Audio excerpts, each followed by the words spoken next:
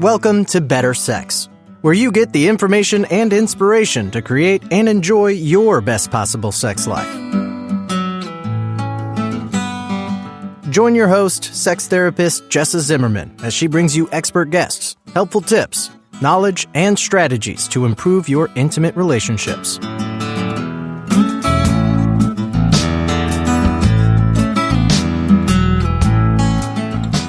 And now, your host, Jessa Zimmerman.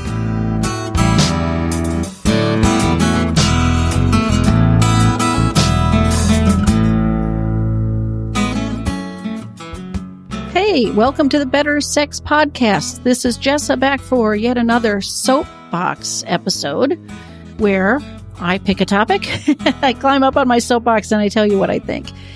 You know, every week as I put the show together, lots of times I interview other people and sometimes I do these soapbox episodes, but I'm always striving to find something that may be useful. And I know not every show is applicable to every person or every couple, but, I'm trying to get a variety of things to support you in creating the best sex life that you can have.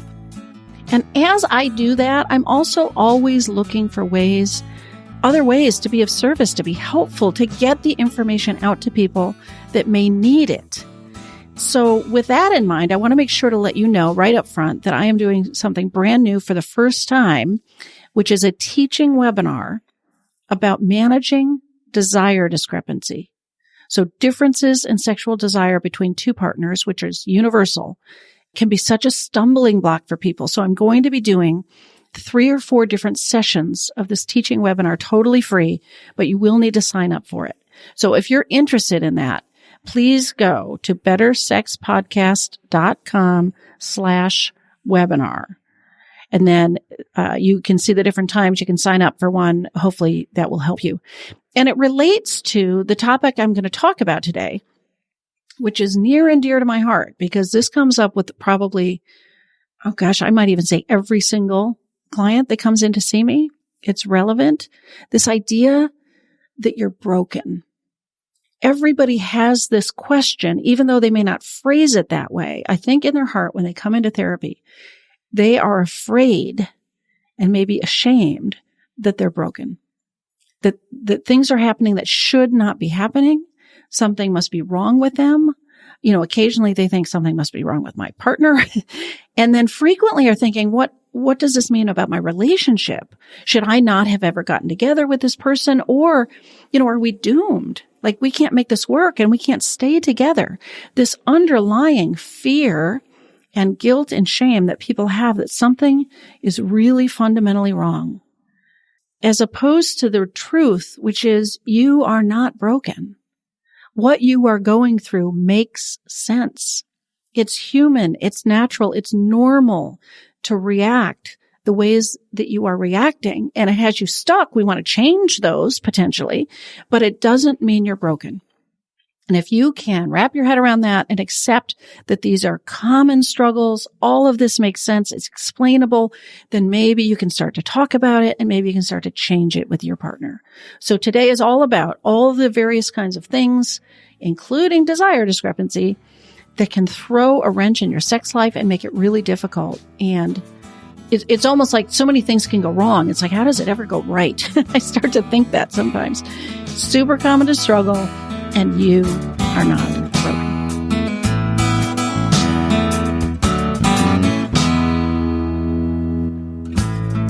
You are not broken.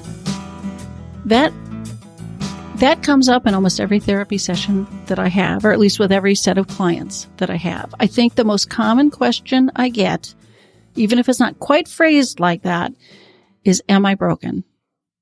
Maybe, is my partner broken? And often, does this mean our relationship is broken? And the answer, I am very happy to tell you, is no, you are not broken.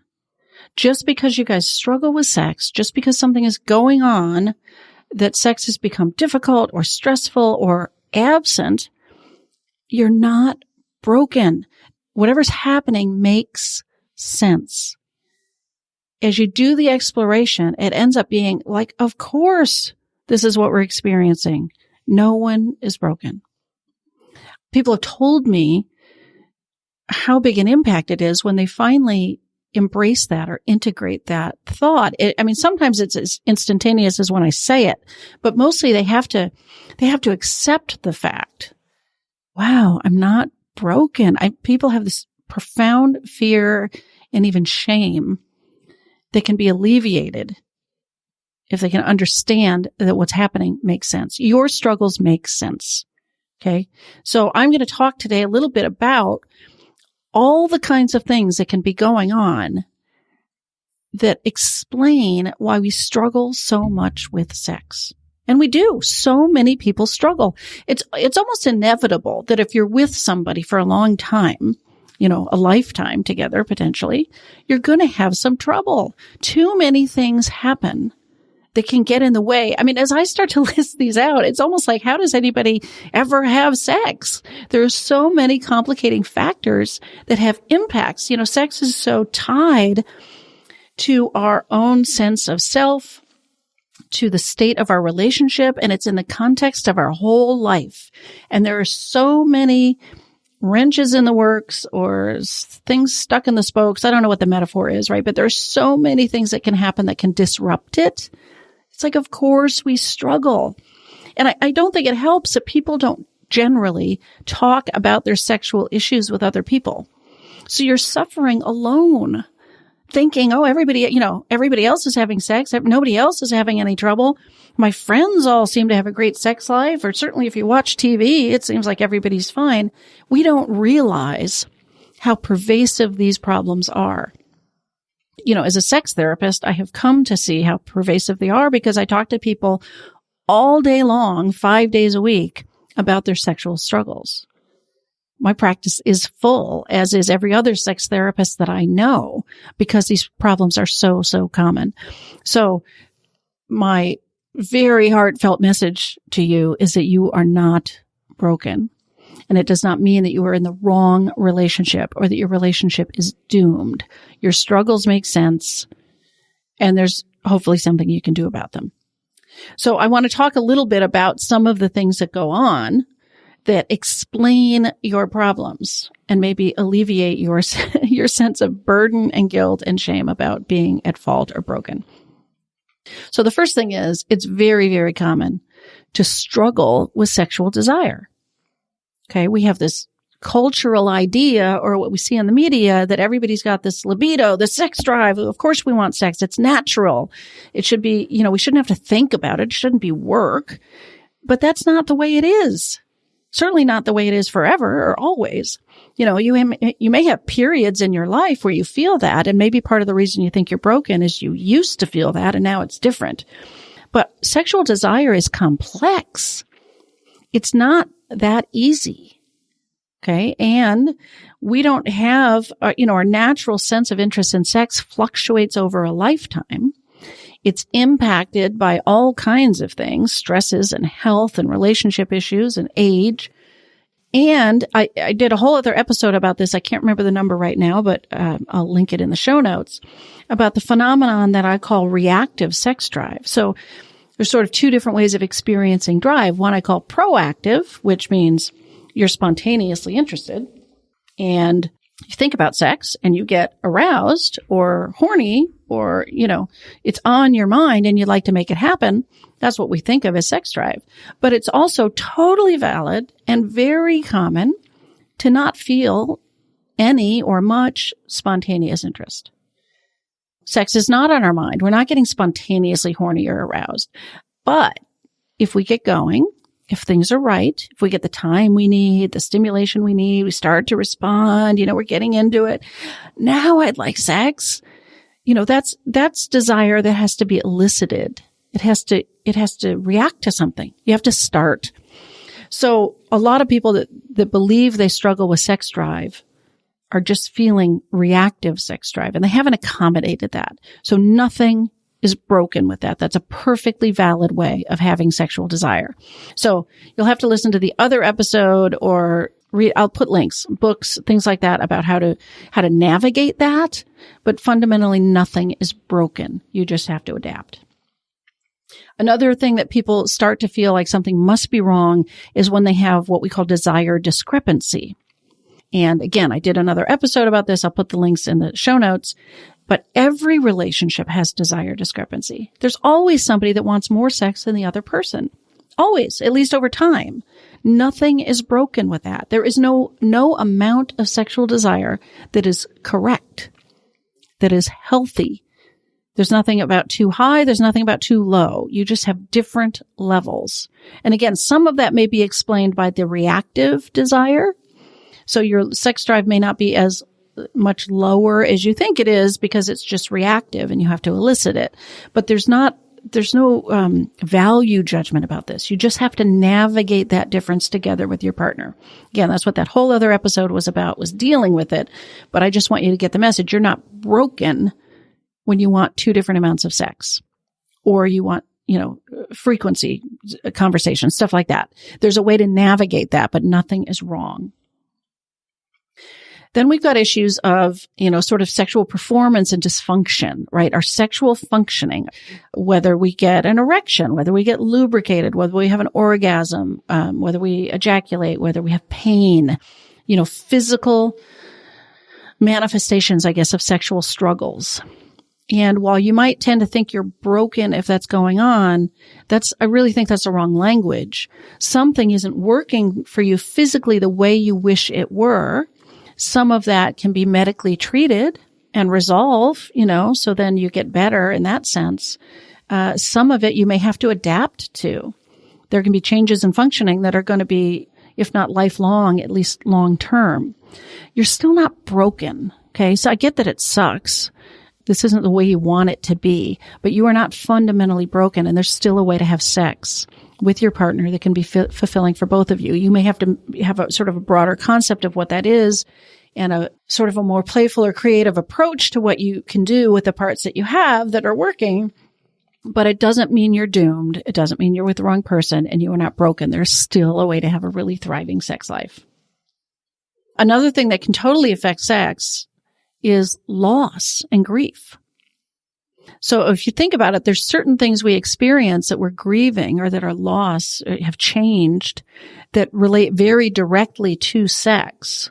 So again, if we've got sexual dysfunction, or if you have struggled to get pregnant or add a baby to your life, a child to your life, whether that's, through procreative sex or some other means, right? Your sexual interactions sort of bring you face to face with the thing that's changed, with the thing that's lost, with the thing that you're grieving.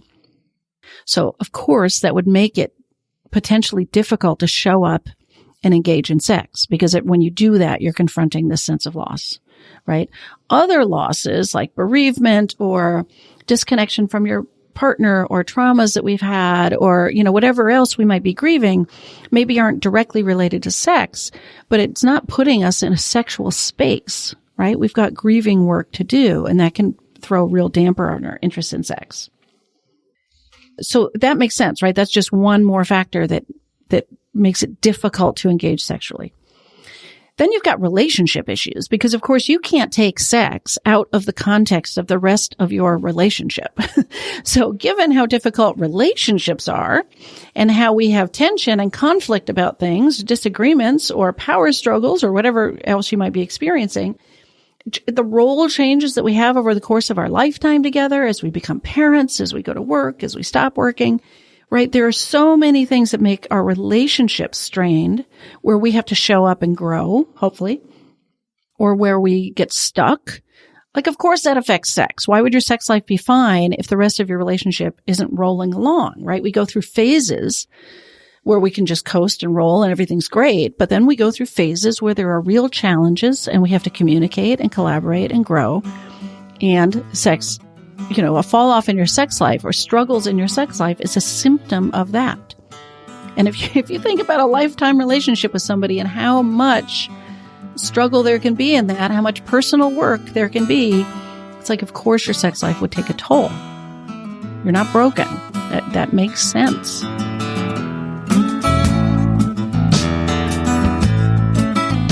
Hey, it's Jess. I'm just taking a little bit of a break in the middle of the show because I want to tell you more about my first round of teaching webinars that I'm doing all about navigating desire discrepancy.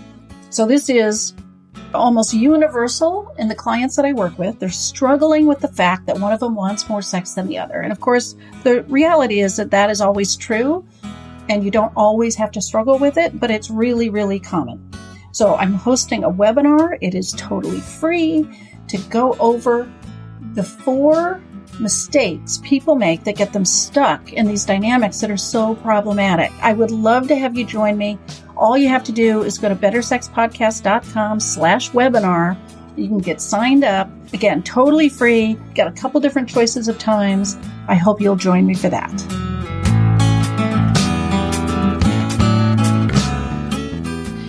And we have things like lack of knowledge and lack of experience. So the state of sex ed in the U.S. is abysmal. I'm sure it's even worse in other parts of the world, right? But we don't get good sex education about consent, about communication, about pleasure, about connection, about this being a positive thing. We learn how not to get pregnant and how not to get sick, right? So we don't generally come in to being a sexual person with much knowledge.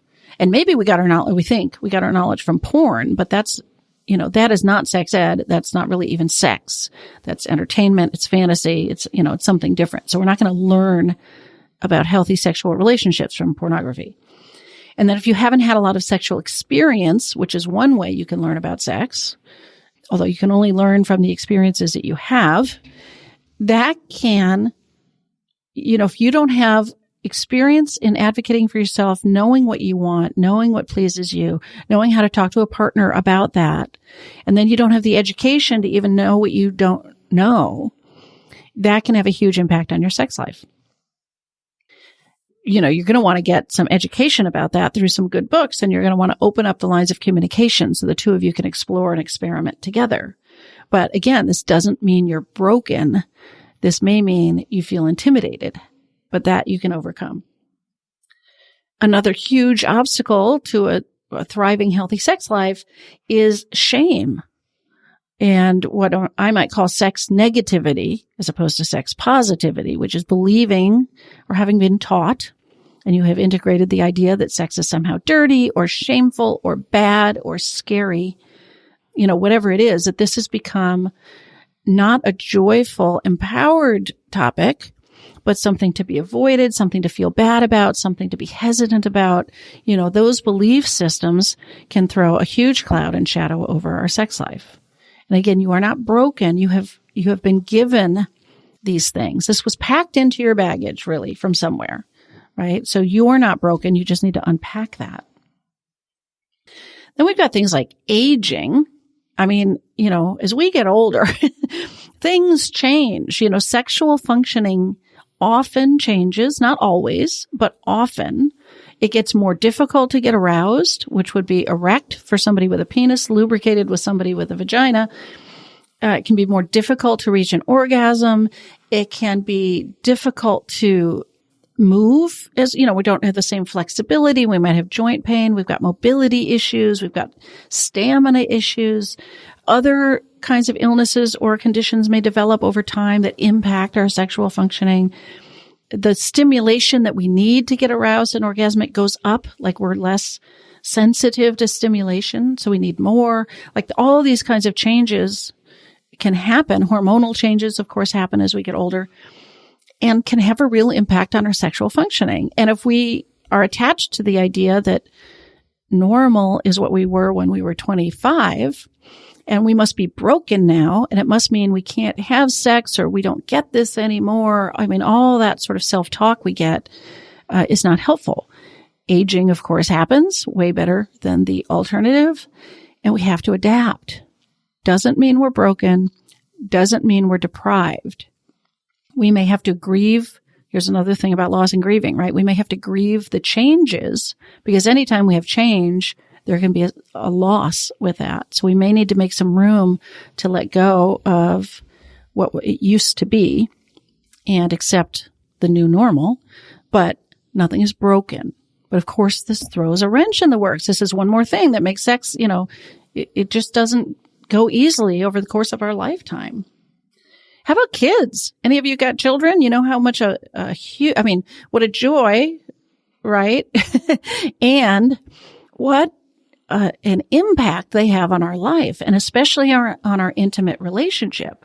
We're exhausted. You've got an infant, you've got a toddler, you've got a preschooler, then they're in school, then they're in high school, maybe getting in trouble, or, whatever's happening over the course of our life as parents takes a huge toll on our mental bandwidth, on our physical energy, on our time, and on our privacy. And somewhere I had a citation for an article where they showed that marital happiness declines when we have children and really doesn't go up until they leave. I mean, that's a long time that we have to adapt and learn to prioritize each other and carve out some time to invest in our intimate connection.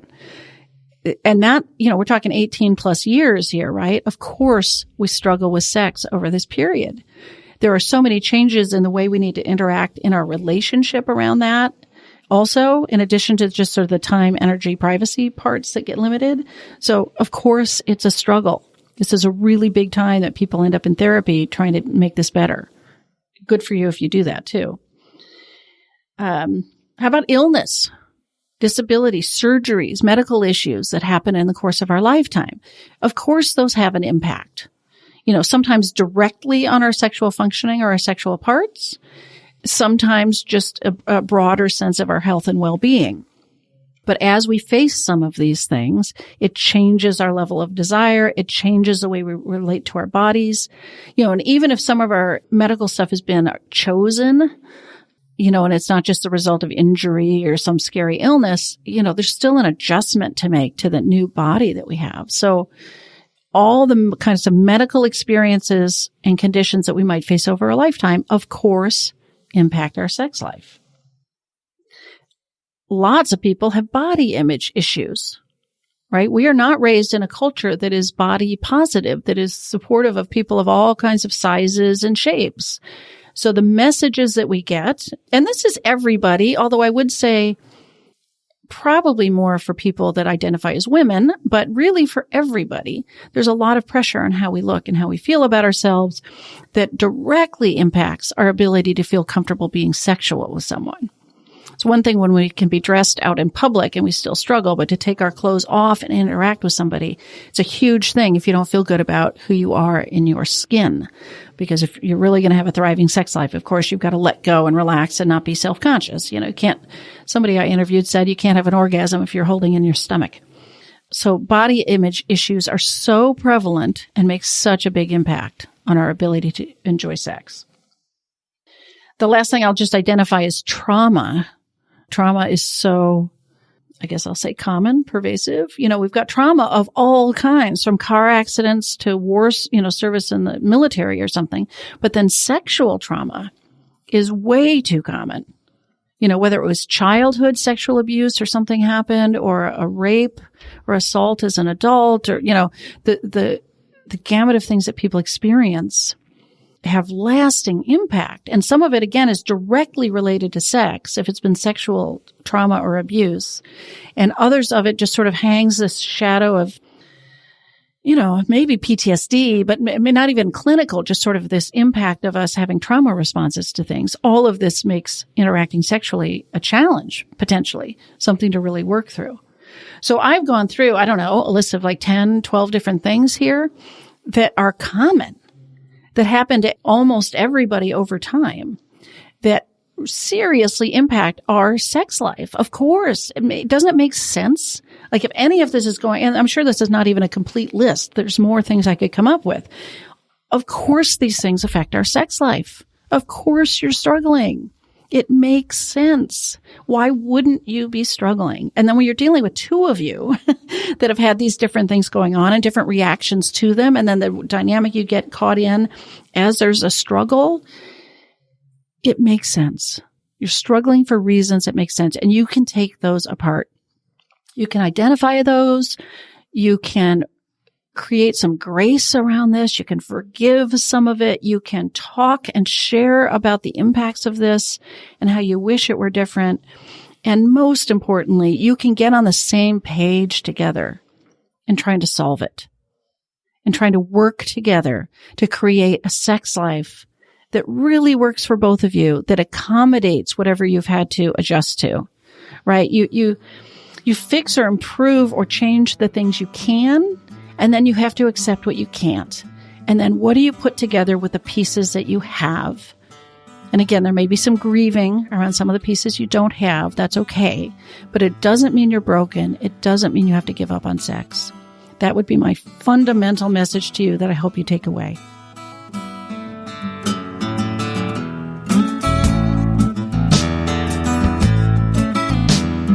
You've been listening to Better Sex. Please visit our website, bettersexpodcast.com, for show notes and additional episodes.